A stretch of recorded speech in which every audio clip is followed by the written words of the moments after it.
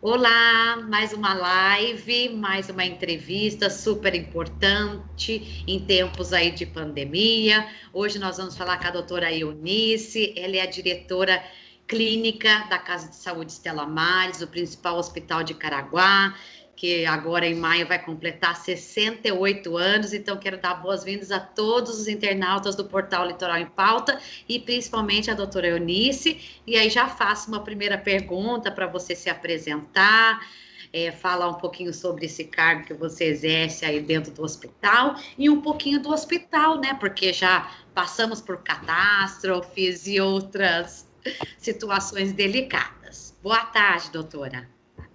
Sim, boa tarde a todos.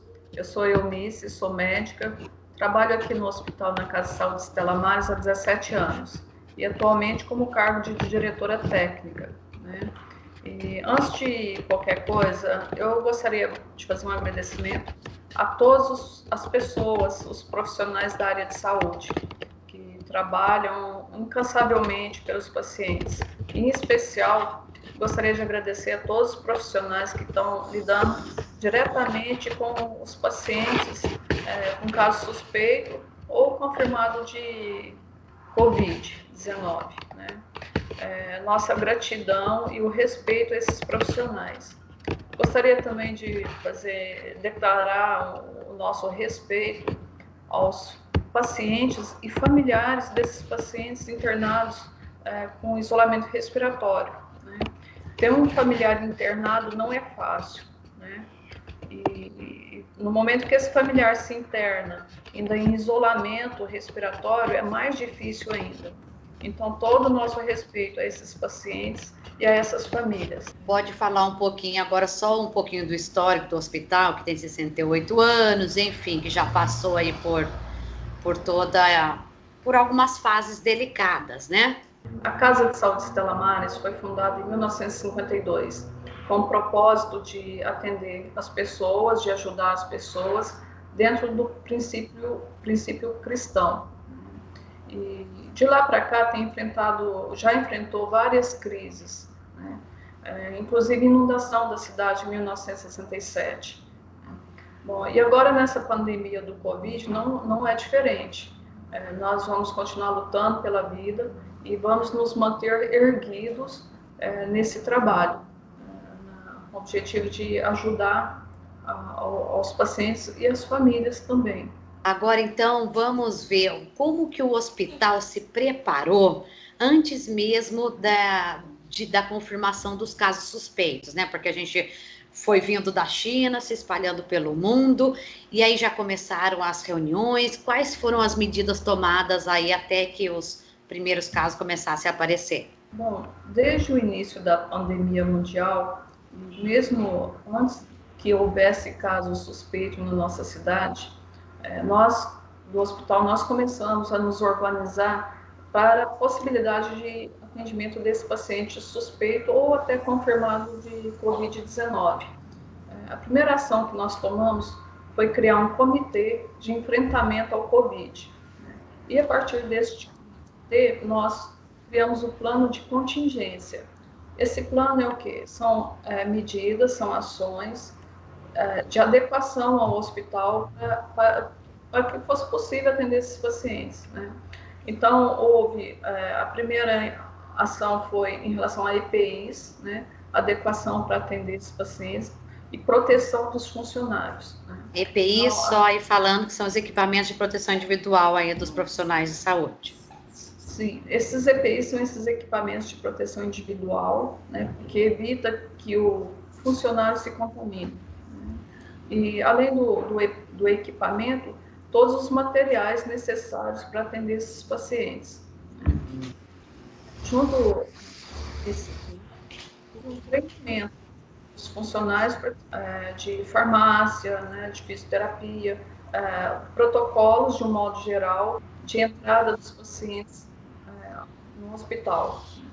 Esse fluxo inclui desde a chegada do paciente, né, até o destino final dentro do hospital, né? Inclui os pacientes provenientes da UPA, que são pacientes que chegam para avaliação de especialista, os pacientes que dão entrada através do bombeiro, do SAMU, do DR, e pacientes que dão entrada por meios próprios no hospital. Então, esses pacientes passam por uma triagem, né? Quando há sintomas respiratórios, são destinados para as salas de isolamento, até que o caso seja esclarecido. Além desses fluxos e dessas ações, uma outra ação importante que foi tomada foi em relação aos procedimentos cirúrgicos eletivos e aos exames eletivos. Se o benefício é maior do que o risco durante a pandemia, aí esse procedimento é realizado.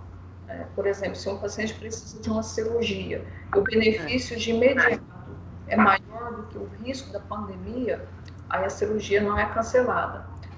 Isso tudo sempre foi avaliado pelo médico cirurgião, por exemplo, né, em conjunto com a equipe da anestesia.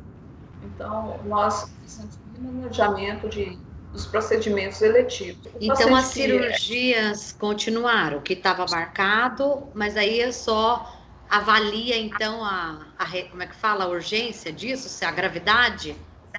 Exato. Avalia a gravidade e se o benefício da cirurgia neste momento de pandemia é maior. Tá. Então, se o paciente tiver um benefício maior do que o risco da pandemia, aí o procedimento é mantido. Essas ações foram possíveis graças ao apoio tanto do setor administrativo, né, do setor médico, do corpo clínico do hospital e com apoio também da Secretaria de Saúde. Bom, os procedimentos de urgência e todas as equipes de urgência e emergência foram mantidos. Não houve nenhuma mudança em relação aos atendimentos de urgência, tanto cirurgia quanto qualquer outro procedimento. E aí, ok. Agora, e se um paciente chega com os sintomas aí do Covid, qual que é o atendimento, o protocolo, as condições aí por onde que ele passa, como que é essa triagem? No caso, o hospital, né, o Estela Maris, doutora, ele tem uma maternidade de referência, UTI neonatal, como que ficou o atendimento das gestantes e das mamães? Sim, o atendimento das gestantes continuou igual, inclusive o ambulatório de alto risco. Então, toda gestante que tiver necessidade de atendimento, ela pode se direcionar à maternidade e todas são atendidas. Mantido o ambulatório de alto risco e mantive, inclusive, os exames de imagem que as gestantes precisam. E nos partos continua podendo cesárea, parto normal, tudo? Sim, os partos continuam normais. O que difere é a presença do acompanhante, né, que antes ficava a presença do acompanhante na maternidade e mais as visitas, né? Então, na maternidade é possível permanecer o acompanhante, mas sem a visita. Certo. Tá. E agora, no caso dos pacientes aí suspeitos do Covid, como que é feita essa triagem, o atendimento aí para eles? A triagem para todo paciente que chega ao nosso hospital foi montada ao lado da maternidade. Então, todo paciente que vier da UPA, que vier para avaliações ou que vier pela emergência, passa por triagem, com um questionário sobre as alterações respiratórias, né, sobre o quadro respiratório, né? Bom, se o paciente for um paciente suspeito de doença respiratória aguda, ele é direcionado para salas de isolamento. Nós criamos um isolamento na sala de emergência com capacidade para receber a paciente grave, né, e mais um isolamento no pronto atendimento. Então, se esse paciente tiver sintomas que se enquadram no quadro de doença respiratória, no quadro de Covid, esse paciente é direcionado para a sala de isolamento. Em seguida, ele é transportado até a tomografia, que é um dos métodos de diagnóstico para a doença respiratória aguda.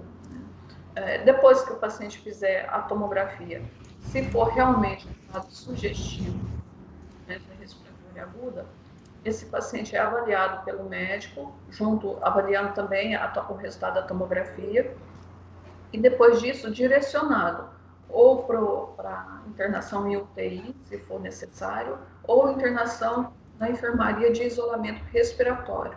Tá. Essa UTI é uma UTI nova, que é a UTI da doença respiratória aguda grave, que foi criada agora, em virtude da pandemia. Então, também criou esse setor de isolamento aí de internação para quem está Covid ou suspeito, mas não precisa de intubação. Não precisa de ir para a UTI.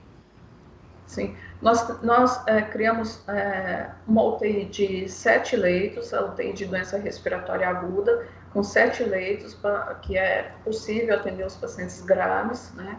Recebemos até pacientes que já chegam intubados, né, e já vão direto para o setor de UTI da doença respiratória aguda grave, né? E temos também o setor de retaguarda, que é o setor da enfermaria. Podemos ou receber o paciente que não esteja tão grave diretamente para a enfermaria, ou recebemos os pacientes que conseguem ter alta da UTI, né, da UTI respiratória, e vai para a enfermaria de isolamento. Entendi. E com isso mudou também um pouquinho a rotina do hospital, na questão de visitas, número de visitantes. Fala um pouquinho desses horários atuais, quem que pode estar indo aí visitar os pacientes. Todas essas mudanças nós fizemos baseado nas recomendações do Ministério da Saúde. Perfeito. A intenção de reduzir o número de visitantes é justamente para reduzir o número de pessoas circulantes, né, dentro do hospital, e com isso tentar preservar o paciente, preservar os funcionários e o próprio visitante. A primeira recomendação é que toda pessoa que tiver com sintoma respiratório, que não venham ao hospital para fazer visita para o familiar internado. As pessoas acima de 60 anos também, nós pedimos que não compareçam ao hospital para visita. A pediatria continua um acompanhante, né? E a maternidade. A maternidade é possível que permaneça o acompanhante, com trocas em períodos marcados. Entendi. E também foi preciso contratar mais profissionais devido à pandemia? Foram contratados quantos novos funcionários, de quais áreas? Sim, em virtude dessa pandemia dos casos que já chegaram ao nosso hospital, nós contratamos mais 35 novos funcionários. Sim, nós contratamos 35 novos profissionais, principalmente da área de limpeza e enfermagem. Além desses profissionais, nós montamos novas escalas médicas, né? Então, para a UTI da doença respiratória, escala médica com plantão de 12 horas, cada plantão diurno e noturno de 12 horas, e para a enfermaria COVID, a enfermaria COVID, que é da doença respiratória também, a escala de plantões médicos, plantão presencial 24 horas dentro da enfermaria, junto com toda a equipe assistencial. Essas equipes assistenciais são formadas por quais profissionais? Médicos, enfermeiros, o que mais? Sim, essas equipes assistenciais são formadas por médicos, enfermeiros, fisioterapia, suporte de nutrição. Uma coisa importante que nós não falamos, Bruna, foi que todas essas ações, elas não tiveram prejuízo para as outras patologias, né? As ações do COVID, são de novos leitos, né? Nenhuma trouxe prejuízo para os leitos já existentes, né, para os pacientes com outras doenças. Perfeito, isso é muito importante. Legal, mas aí eu acho que dá para pegar isso. E qual é o tratamento hoje para os pacientes aí suspeitos do COVID? Quais remédios, medicações, protocolos? Sim, em relação ao tratamento, desde o início nós começamos com os protocolos de atendimento. E esses protocolos são atualizados diariamente, porque como é uma patologia nova, sempre tem atualização de protocolos, né? Os nossos protocolos foram baseados em recomendações do Ministério da Saúde e nas recomendações das associações médicas, né? Tá. Bom, fazer esses protocolos, nós contamos com o apoio dos médicos, equipe da UTI. Em relação ao paciente que precisa de internação na UTI respiratória aguda, ele recebe o tratamento intensivo, né? Tratamento dentro da UTI, recebe o suporte médico, atendimento de enfermagem, fisioterapia, né? O suporte nutricional. Em relação à medicação, né? O nosso protocolo hoje segue recomendação do Ministério da Saúde, que é o uso da hidroxicloroquina, né? Associado com Tamiflu, a azitromicina e a anticoagulação. A anticoagulação tem sido bastante discutida. E esse paciente com suspeita de COVID seja admitido na sala de tomografia, né? Em seguida é feita toda a higienização, todas as precauções recomendadas pelo Ministério da Saúde. Recebe, como foi dito antes, ele recebe, a enfermaria pode receber o paciente proveniente da UTI, que recebeu alta, né? Ou os pacientes externos, que precisam de internação em isolamento, né? O tratamento medicamentoso na enfermaria segue o mesmo protocolo. Ok, doutora Eunice, então fala pra gente hoje, quantos pacientes estão internados aí de Covid em suspeita? Como que tá aí, essa ocupação do hospital? Bom, hoje, nós temos os 7 leitos da UTI da doença respiratória aguda, né? Sendo que desses 7 leitos, hoje temos 4 ocupados na UTI respiratória. E na enfermaria hoje, temos 11 pacientes internados. Então agora, doutora Eunice, vamos finalizando a nossa live. Qual a mensagem que você gostaria de deixar aí para a população, para todos, e até fala um pouquinho das redes sociais para seguir, para saber mais informações do hospital? Informações do hospital sempre são colocadas no Face e no Instagram do hospital, né? Então sempre temos informações novas nas nossas páginas. Bom, eu gostaria muito de agradecer a todos que têm contribuído no enfrentamento dessa pandemia. Ao apoio, agradecer aos funcionários, agradecer as doações, que são muito bem-vindas. Nós já recebemos doações de protetor facial, de álcool, de máscara, então todas são muito bem-vindas. E sempre que recebemos doações, elas são rapidamente destinadas aos setores, né?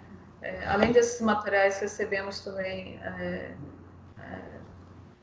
lanches, sabe, mensagens para os funcionários. Isso tudo é muito gratificante. Bombons, calçados, né? Então, só para falar também que foi iniciado, né, uma campanha de doação aí de roupas, de fraldas, principalmente para essas mamães aí atendidas pela maternidade.